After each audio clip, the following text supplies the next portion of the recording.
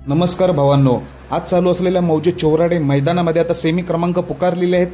तर मी तुम्हाला या व्हिडिओमार्फत वेगाचा शेवट सर्जाचा आणि बादलचा सेमी क्रमांक सांगणार आहे, तसेच विठ्ठल नानांचा तेजा आणि भुंगाचा सेमी क्रमांक सांगणार आहे। व्हिडिओ शेवटपर्यंत बघा। तर तुम्हाला माहितीच आहे, तेजा आणि भुंगा गट क्रमांक 1 मध्ये पळून गटपास झाला होता आणि सेमीसाठी गाडी पात्र झाली होती। तर तेजा आणि भुंगाचा सेमी क्रमांक किती? सेमी क्रमांक 6 मध्ये तास 1 वर, सेमी क्रमांक 6 मध्ये तास 1 वर तेजा आणि भुंगाची गाडी कडेने पळणार आहे।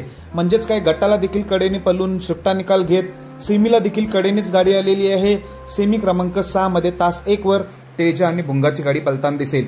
तसेच मित्रांनो, वेगाचा शेवट सर्जा आणि बादलची गाडी गट क्रमांक 12 मध्ये पळाली होती, ती देखील कडेनेच पळाली होती, गटपास झाली होती।